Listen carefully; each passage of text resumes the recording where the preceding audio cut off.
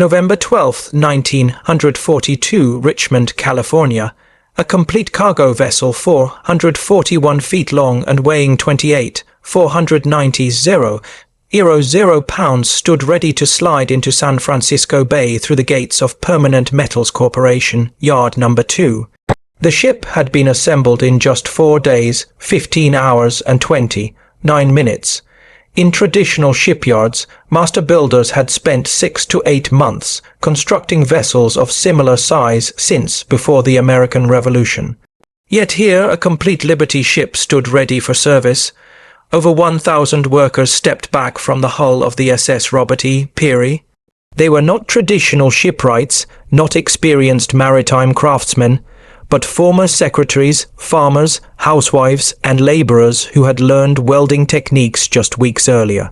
The crowd of officials, journalists, and competing shipyard owners had gathered to witness a moment that would trigger a profound transformation in industrial production, a systematic revolution through American manufacturing innovation that would echo across decades.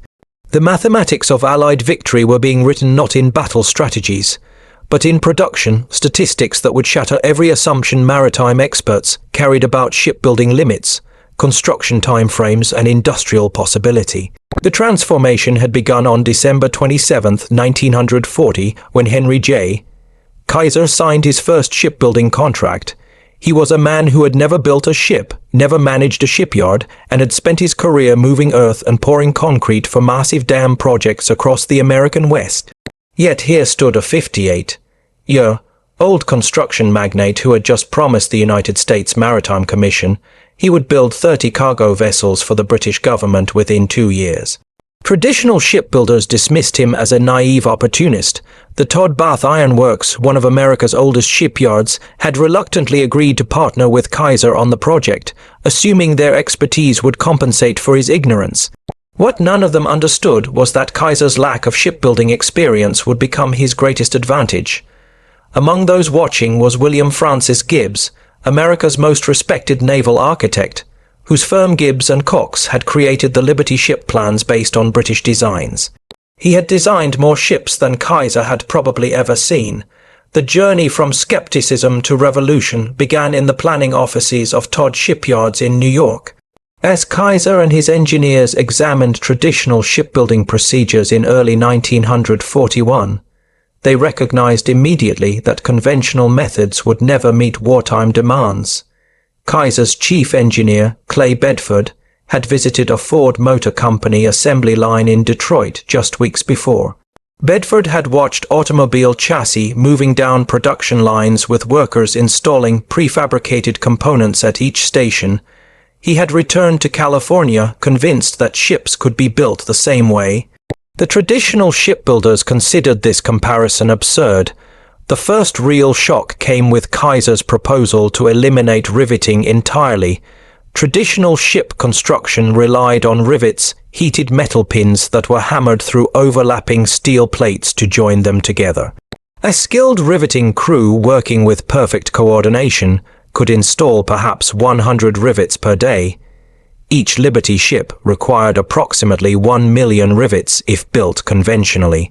Kaiser proposed using electric arc welding instead, a technique he had mastered building pipelines across the American West. Vice Admiral Emory Land, chairman of the United States Maritime Commission, examined Kaiser's proposal with deep skepticism. His private correspondence preserved in the National Archives revealed the maritime establishment's reaction. Welding has never been proven reliable for hull construction at this scale. The British Navy forbids welding on warship hulls. Kaiser is proposing we bet America's supply lines on an unproven technology, yet Land also recognized desperation. German U-boats and surface raiders were sinking Allied shipping faster than traditional shipyards could replace vessels. In 1941 alone, approximately 3.6 million tons of Allied shipping would go to the ocean floor from all causes. Britain was literally starving. American shipyards using conventional methods would require an average of 230 days to build a single cargo ship. At that pace, the Allies would lose the Battle of the Atlantic before American industry could respond. The decision to approve Kaiser's contract represented not confidence, but necessity. The Richmond shipyard rose from empty mud flats between January and December 1941. Kaiser's construction crews, experienced in building dams and highways, erected a facility that horrified traditional maritime engineers. Instead of the massive gantry cranes and longitudinal building ways that characterized established shipyards, Richmond featured something entirely different. The yard was laid out like an automobile assembly plant. Open areas for pre-fabrication surrounded 7 parallel building ways. Railroad tracks crisscrossed the facility designed to move massive steel sections weighing up to 150 tons. Overhead cranes capable of lifting entire ship sections stood every 100 feet. John Riley, chief naval architect for Bethlehem Steel Corporation and a 30-year veteran of shipbuilding, visited the Richmond yard in May 1941. His inspection report, marked confidential at the time, contained technical criticism and grudging admiration. Kaiser has violated every principle of efficient shipyard lay, out I learned in 3 decades of experience. His prefabrication areas are too large, his crane capacity is absurdly excessive, his building ways are too short. Yet I must admit the facility is designed for exactly what he claims, rapid assembly of prefabricated sections. The arrival of workers provided the next phase of revolutionary change.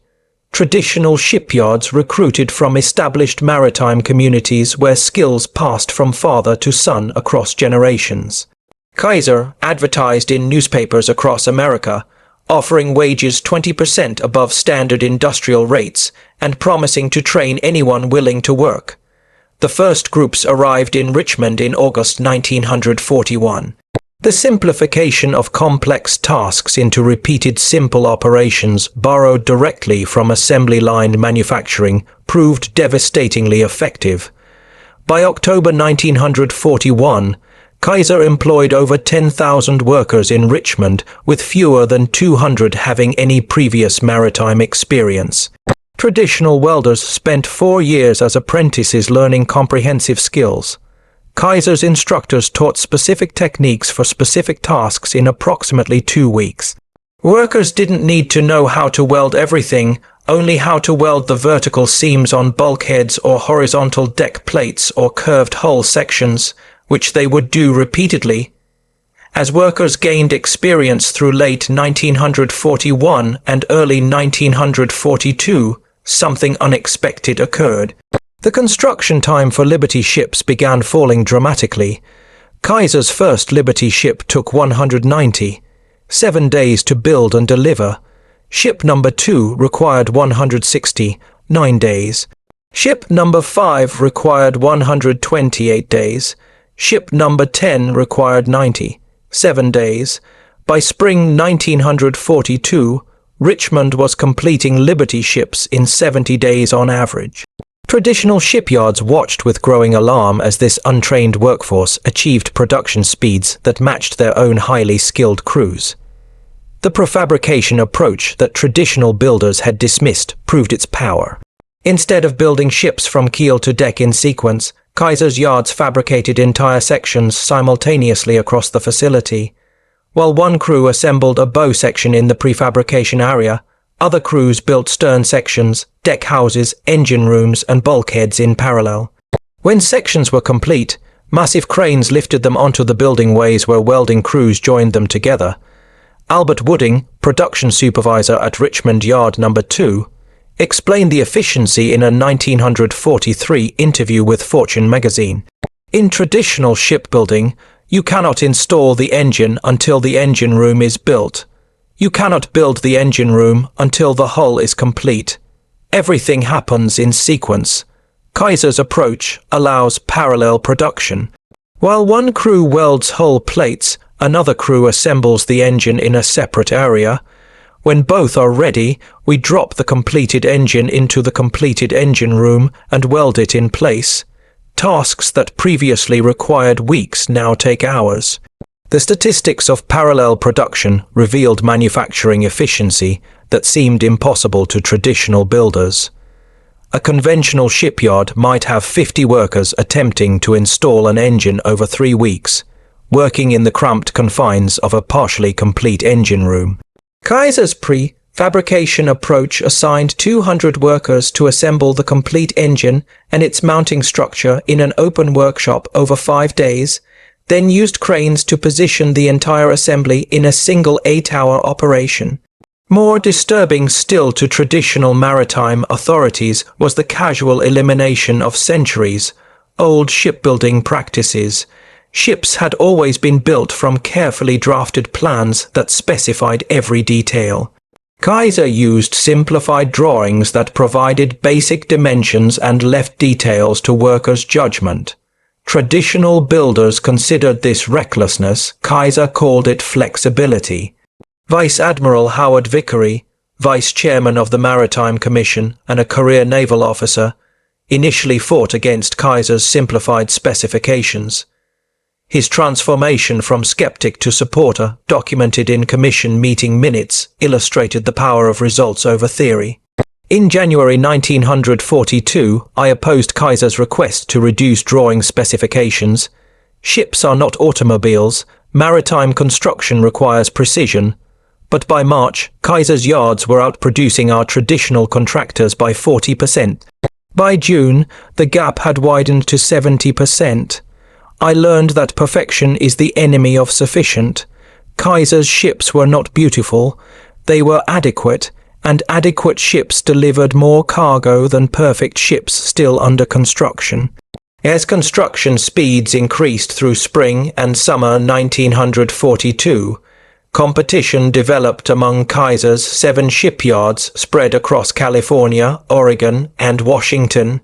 His son Edgar, who served as vice president and general manager, oversaw all Kaiser shipyards with particular focus on the 3 Pacific Northwest facilities, managed the Oregon Shipbuilding Corporation in Portland. Clay Bedford oversaw the Richmond yards in California.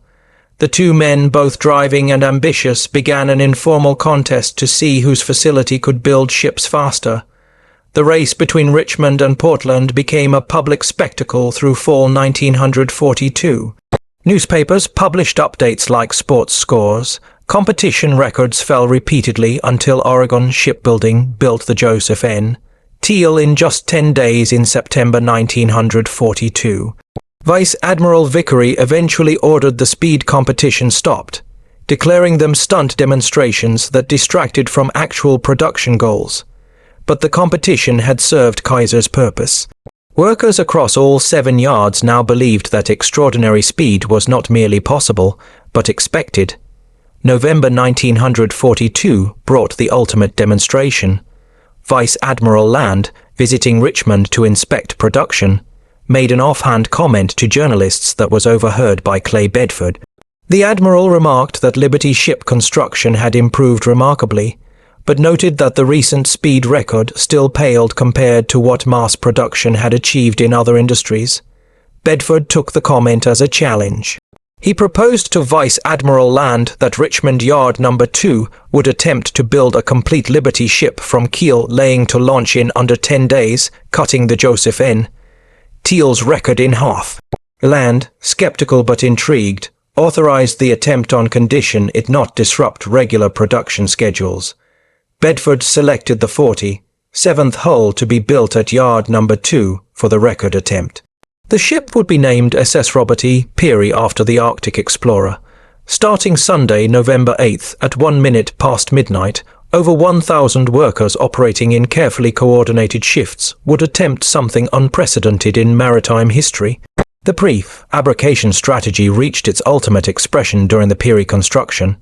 Every major component had been built, inspected, and staged before the keel touched the building way.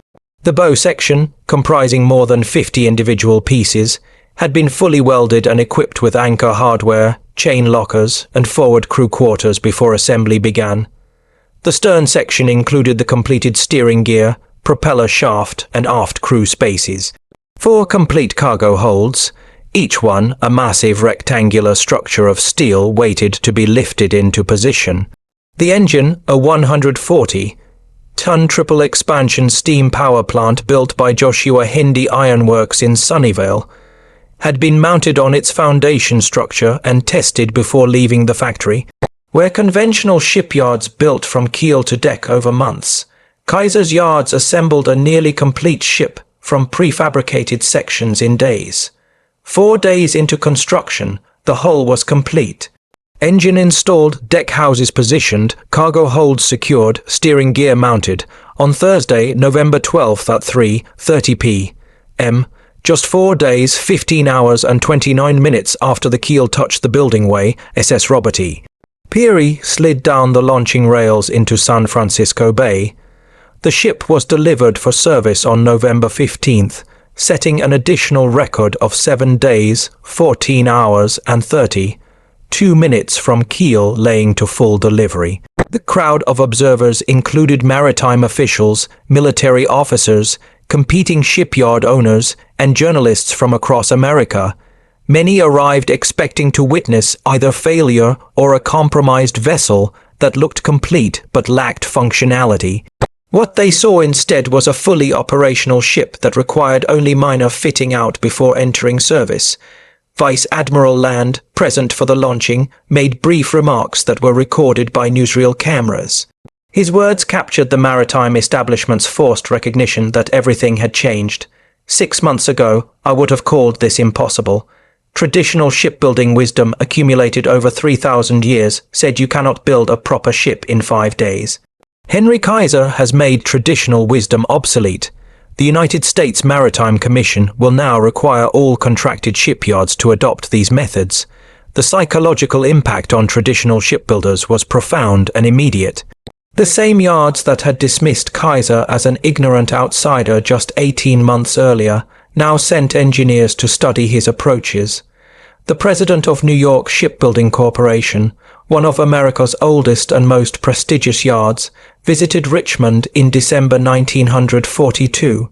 His confidential report to his board of directors revealed complete ideological collapse regarding traditional approaches. Kaiser has achieved what our industry considered impossible by refusing to accept our limitations. He treated shipbuilding as a manufacturing problem rather than a craft tradition. He simplified where we sought perfection. He standardized where we customized. He trained masses of unskilled workers where we cultivated generational expertise. The result is ships built in 1/10 the time at 2/3 the cost. We must either adopt his approaches or accept irrelevance. By early 1943, Kaiser's influence had transformed American maritime production. 18 shipyards across the country were building Liberty ships using prefabrication and welding. Average construction time had fallen from 230 days initially to just 42 days by mid-1943. The United States was launching 3 Liberty ships daily, more tonnage than German submarines could sink. But perhaps the most devastating challenge to traditional maritime authority came from the quality of Kaiser's workforce.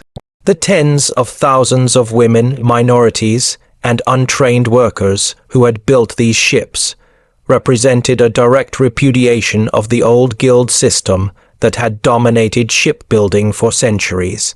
At peak production in 1944, Kaiser's 7 yards employed approximately 196,000 workers. Of these, over 40,000 were women, representing a remarkable percentage of female industrial workers.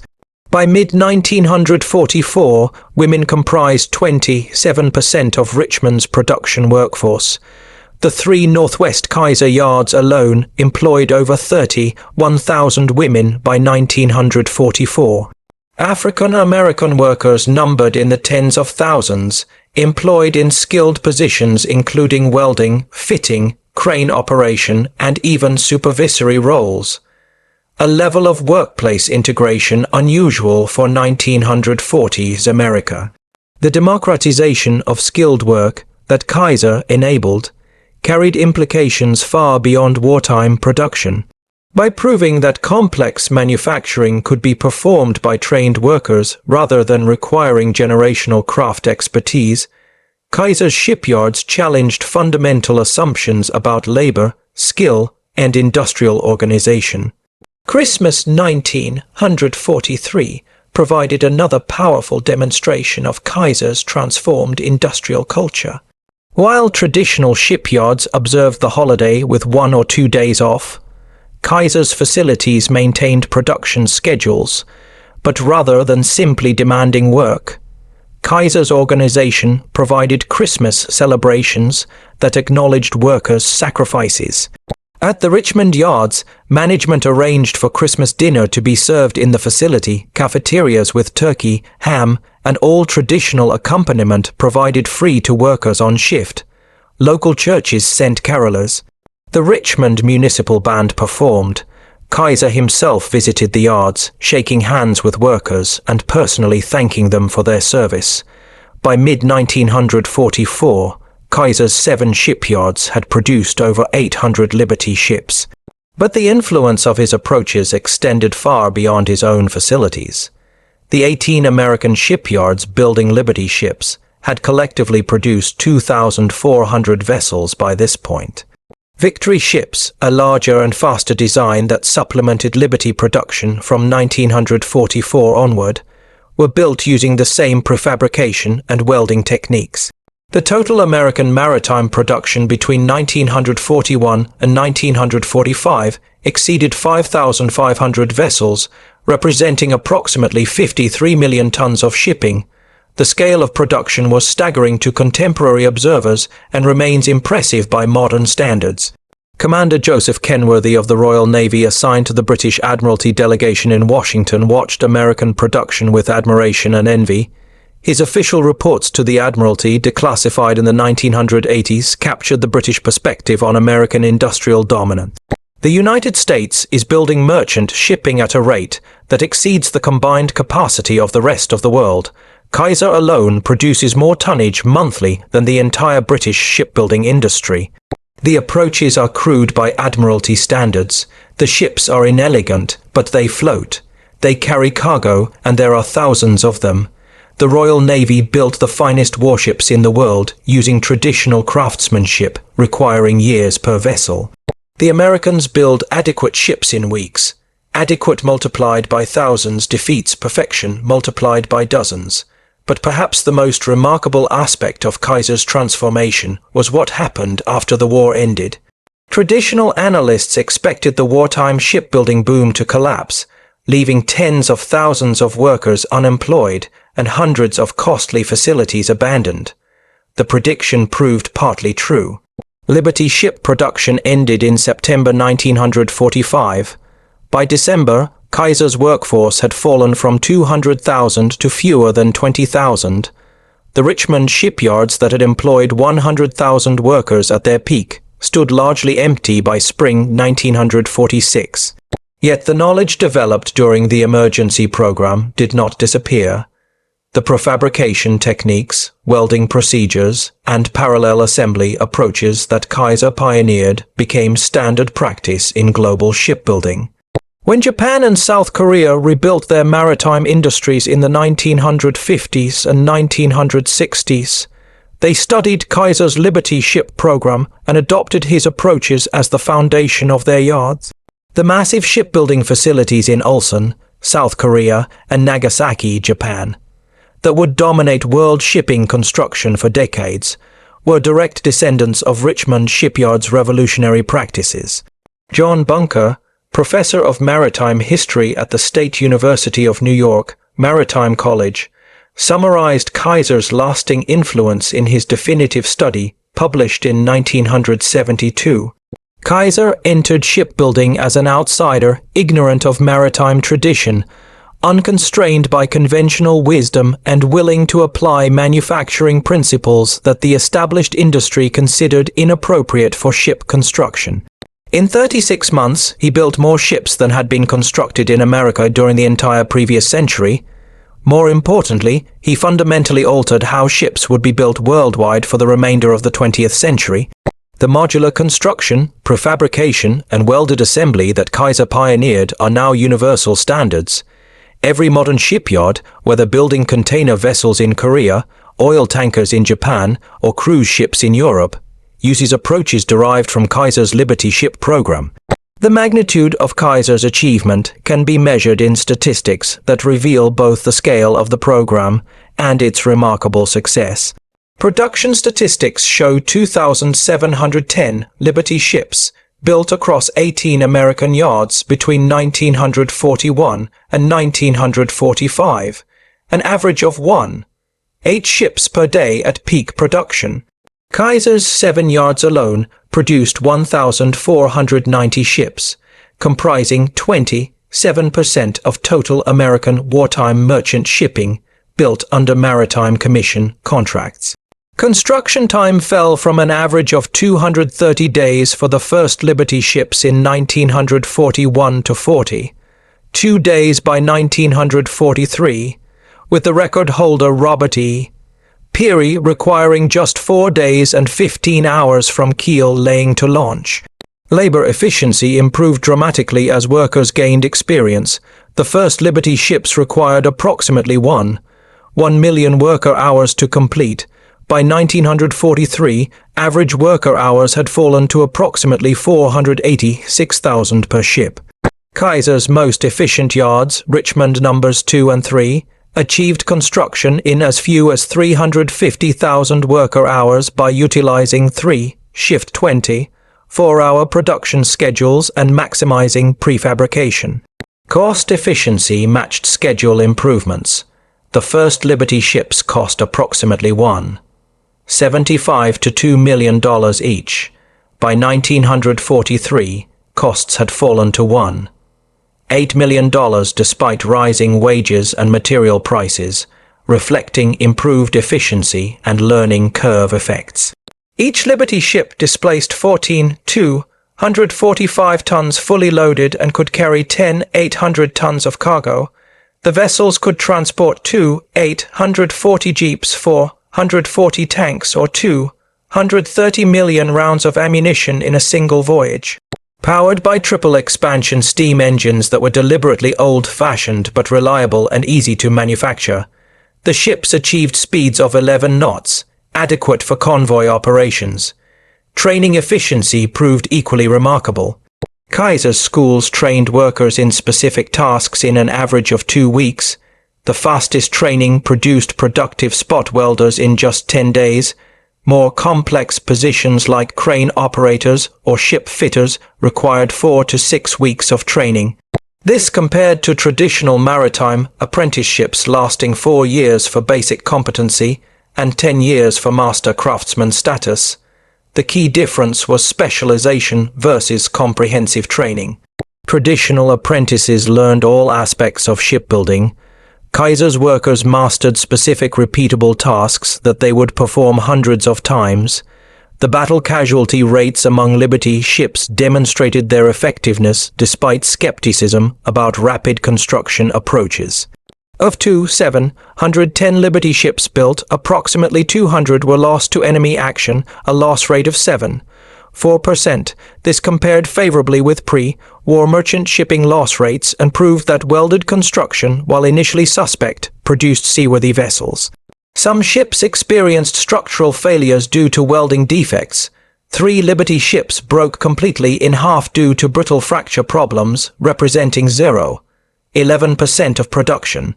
Nearly 1,500 instances of significant brittle fractures occurred across the Liberty fleet, but catastrophic complete breaks were rare. These failures led to improved welding procedures and steel specifications that eliminated the problem by 1944. Longevity statistics provided the ultimate vindication of Kaiser's construction approaches. Liberty ships designed as emergency vessels with expected service lives of 5 years proved remarkably durable. Many remained in service for decades after the war. The SS John W. Brown, built in 1942, remains operational as a museum ship in Baltimore as of 2024, 82 years after construction. The SS Jeremiah O'Brien, also built in 1942, is preserved in San Francisco and participated in the 50th anniversary commemoration of D-Day in 1994 actually sailing to Normandy under its own power after 50 years of existence. A third Liberty ship, SS Hellas Liberty, serves as a static museum ship in Greece. Post-war careers of Liberty ships extended far beyond their designed lifespan. Of the approximately 510 Liberty ships that survived the war, approximately 835 remained in commercial service through the 1960s. Many were sold to foreign shipping companies where they operated into the 1970s. The SS Albert M. Bow, the last Liberty ship built and delivered on October 30th, 1945, was not scrapped but converted. Sold in 1964 for $65,557, it became the fish cannery ship star of Kodiak in 1965 and remains today as the landlocked headquarters of Trident Seafoods in Kodiak, Alaska, still in existence 8 decades after construction. The economic impact of the Liberty ship program extended across American industry. The massive steel requirements drove expansion of steel production capacity, particularly on the West Coast, where Kaiser built the Fontana steel mill specifically to supply his shipyards. This mill, completed in 1942, 5 months ahead of schedule, produced approximately 700,000 tons of steel annually and established California as a major steel-producing region for the first time. The magnesium required for incendiary bombs and aluminum for aircraft were produced in Kaiser plants built to support the integrated war production effort. Employment effects rippled through communities across California, Oregon, and Washington. The city of Richmond, California, grew from a population of 23,000 in 1940 to over 100,000 by 1943, driven entirely by shipyard employment. Kaiser built Vanport City in Oregon, which briefly became the state's second largest city with a population exceeding 40,000, all of whom worked in shipyards or supporting industries.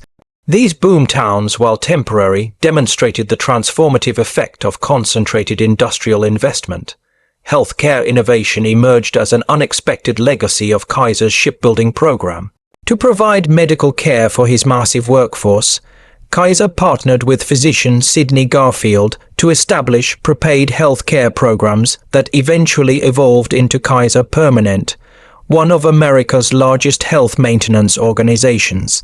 The model of prepaid preventive health care, pioneered in the shipyards, influenced American medical practice for decades and served over 12 million members by the early 21st century.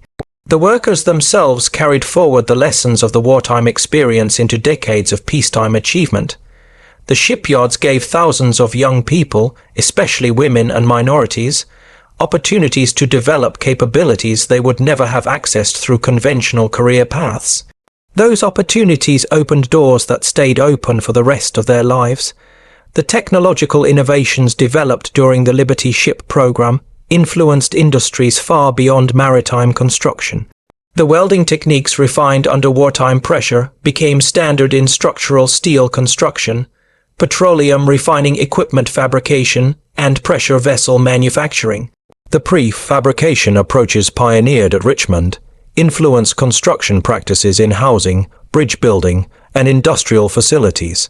The organizational principles of parallel production, simplified specifications, and rapid worker training became foundational concepts in operations management and industrial engineering education.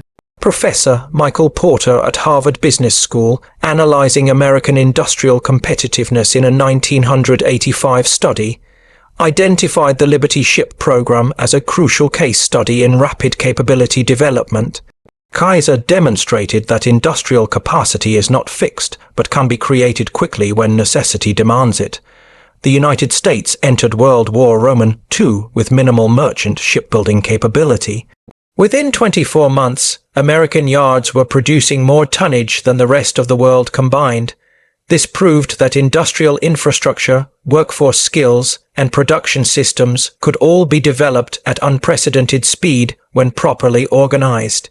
That lesson has relevance beyond wartime emergency. It suggests that perceived limitations on industrial capacity often reflect organizational and conceptual constraints rather than physical impossibilities. The psychological transformation that the Liberty Ship program created among industrial managers and engineers proved as significant as the physical ships produced. Before Kaiser, manufacturing executives accepted conventional wisdom about production limits, skill requirements, and organizational structures. Kaiser demonstrated that conventional wisdom could be wrong and that breakthrough performance required questioning fundamental assumptions. The Liberty Ship story ultimately stands as testament to a profound truth about human capability and industrial possibility. The ships themselves, while crucial to Allied victory, mattered less than what their construction proved. Ordinary people, given training and opportunity, could achieve extraordinary results. Complex products previously requiring years of craft tradition could be manufactured in weeks using systematized processes. Industries resistant to change for centuries could be revolutionized in months when necessity and innovation combined. Admiral Chester Nimitz, commander of the Pacific Fleet, reflected on the strategic impact of American maritime production in his post-war memoir published in 1960. "We fought across 5,000 miles of Pacific Ocean, supplied by ships built faster than the enemy could sink them. Japan's military planners assumed American industrial capacity was impressive but finite. They believed that if they sank enough ships, eventually American logistics would collapse and we would be forced to negotiate. They failed to account for Henry Kaiser. By 1944, we were replacing shipping losses faster than they could inflict them. The mathematics of attrition favored the side that could build 3 ships daily over the side that could sink 2 ships daily. Industrial capacity, not martial valor, determined the outcome. The Pacific War was won in the shipyards of Richmond, Portland, and Baltimore, as much as on the beaches of Iwo Jima and Okinawa. In the end, Kaiser's greatest achievement was not the 490 ships his yards produced, but the transformation of what industries believed possible. The Robert E. Peary, built in less than 5 days, stood as tangible proof that tradition did not equal truth, that conventional wisdom could be questioned, and that revolutionary improvement required revolutionary approaches. The maritime establishment that dismissed Kaiser as an ignorant outsider in 1940 spent decades after 1945 studying and implementing his techniques. The young workers who learned to weld and fit and fabricate carried those skills and that confidence into peacetime careers that rebuilt America's post-war economy. The approaches pioneered under wartime emergency became peacetime standards that influenced manufacturing across industries and around the world. The story of how one civilian's approach made Liberty ships appear in days instead of months is ultimately a story of transformation through demonstration. It proves that the greatest revolutions often come from those unconstrained by tradition, that progress requires questioning accepted limits, and that human potential exceeds conventional expectations when properly organized and challenged. Kaiser's workers were not superior humans. They were ordinary people achieving extraordinary results because someone believed they could and organized systems that allowed them to prove it. That lesson, demonstrated in the shipyards of Richmond and validated by 710 completed vessels, remains relevant wherever industries face challenges that conventional wisdom claims impossible. The Liberty ships are mostly gone now, scrapped decades ago, or resting on ocean floors. But the revolution they represented endures in every modern shipyard, in every manufacturing facility that uses prefabrication, in every training program that teaches specific skills quickly rather than broad expertise slowly, and in every manager who questions whether impossible truly means impossible or simply means nobody has figured out how yet. That is Henry Kaiser's enduring legacy, carved not in steel, but in transformed understanding of what dedicated people can accomplish when freed from the constraints of tradition and challenged to attempt what experts claim cannot be done. From December 1940, when he signed his first contract knowing nothing about shipbuilding, to November 1942, when the Robert E. Peary launched after less than 5 days of construction, to September 1945, when the last Liberty ship was delivered, Kaiser proved that industrial revolutions happen not through incremental improvements, but through fundamental reimagining of what is possible. The two 710 Liberty ships built between 1941 and 1945 carried more than cargo across oceans. They carried proof that human ingenuity, when unshackled from tradition and empowered by necessity, can accomplish the seemingly impossible.